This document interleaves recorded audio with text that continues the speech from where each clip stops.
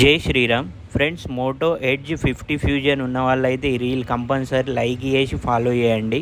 ఎందుకంటే ఈ మంత్ అయితే ఇది 3వ హ్యాండ్సెట్ మనం చేస్తున్నాము. మన దగ్గరికి అయితే ఇది టెక్నీషియనే తెచ్చిండు. దీన్నైతే ఇవాళ రిపేర్ చేస్తాము. 50 ఫ్యూజన్లనైతే కంటిన్యూగానైతే CPU డ్రై షోల్డర్ అవుట్ల ప్రాబ్లం అయితే వస్తుంది. దీన్నైతే మనం ఇవాళ క్లియర్ చేస్తాము. ఇంతవరకు అయితే దీన్ని వాళ్ళు రిపేరింగ్ చేయలేదు. షీల్డ్ అయితే మనమే ఓపెన్ చేస్తున్నాము. ఫ్రెష్ ఉన్న హ్యాండ్సెట్ వస్తే కంపల్సరీగా 1 షాట్లనైతే మనము రిపేరింగ్ అయితే చేస్తున్నాము. ఈ మంత్లనైతే ఇది 3వ హ్యాండ్సెట్. ఇది చూడండి, మీకు చూపెడతా. మన కంపెనీ నుంచి వచ్చేది కంప్లీట్గా డ్రై షోల్డర్ అయిపోయింది.